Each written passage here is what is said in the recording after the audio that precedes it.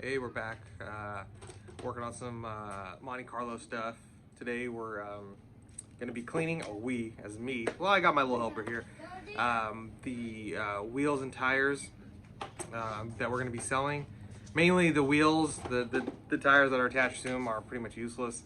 So what I'll be showing you today is how we're gonna clean them, things that you wanna measure and take into consideration when buying aftermarket wheels for your car to make sure they fit correctly. So hang tight, hopefully you enjoy and you learn something. We have the aftermarket tire and wheel setup from the car here at my house, not at my parents'.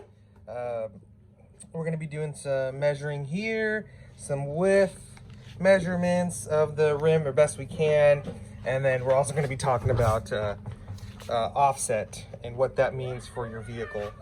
But we're gonna start off with cleaning because I wanna sell these and put the money back into the project. So as you can see, we do have some rust on here. It looks to be superficial, nothing too crazy. So I went and got some steel wool and some chrome wheel cleaner for this cleanup here. Okay, so I kind of want to do the setup so I can show you what they look before and how they look right after I clean them. So I'm gonna stop this video, do a little time-lapse magic here, and you're gonna see me scrubbing away at this, and you're gonna see that it's not that big of a job to clean steel chrome wheels.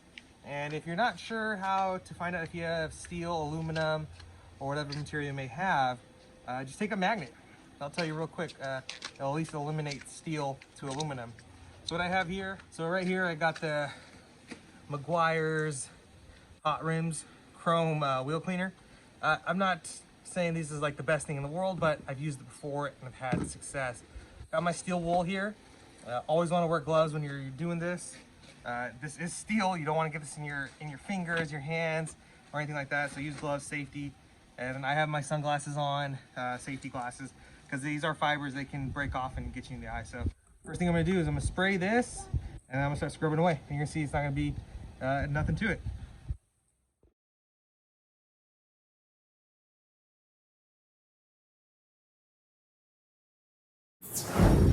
All right, so what do you guys think?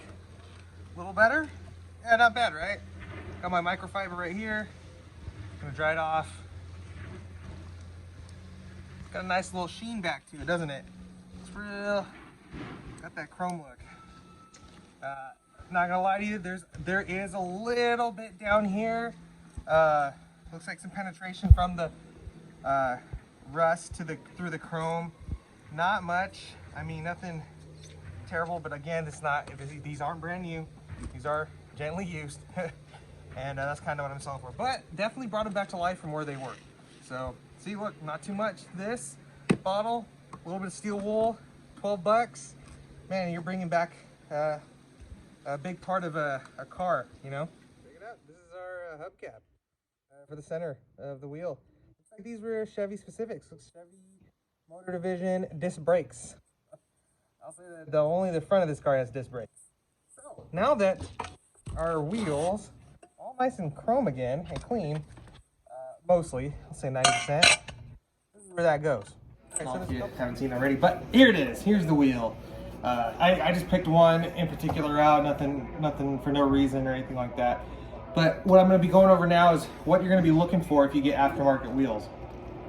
Yes, I'm inside my house. It's hot as hell out there. And I already showered, so we're gonna go over this here. Well, in my house, well, it's nice and cool and air conditioned.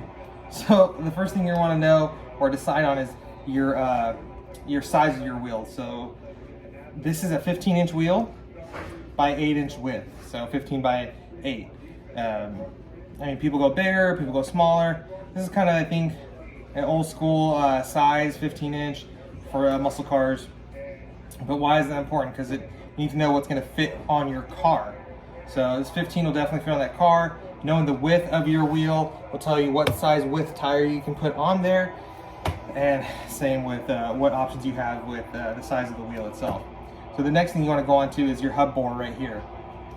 This fits on the hub of your car. And you're going to want to make sure you get this as close as you can, if not perfect, because this what they call it, if you get it on correctly, it's called hub centric. It means your hub centers on here correctly and it sits on there great and it's centered and well balanced. If it doesn't sit well at the hub, and it's lug centric. That's what that means is, well, it's sitting on the lugs, and that's what keeps it centered on the hub itself. So some math to do. This is 3-inch in diameter. Something else that people are going to know if they're trying to purchase this one in particular, which I'm trying to sell. So the next thing you want to know about wheels, it also gives you a stylistic kind of thing to consider, is offset. Okay, and what is that? So when you're looking at a wheel and tire setup, think of the center. There's an imaginary center line here, which you have to think. Okay, so if your center line is pushed out, that's positive, and back here is negative. So further in it's negative. Okay, so think, the more positive you are, the further in your tire is going to sit in the wheel well of your car, which, I mean, there's purposes for it, but it doesn't really look that cool. But if you do a negative, which means this kind of comes out, comes in, and what that does, it pushes your tire out. And that's kind of what trucks do, so that the vehicle has more of an aggressive stance, it looks better too, in my opinion. So negative in, positive out, and that's kind of something when you know your center line.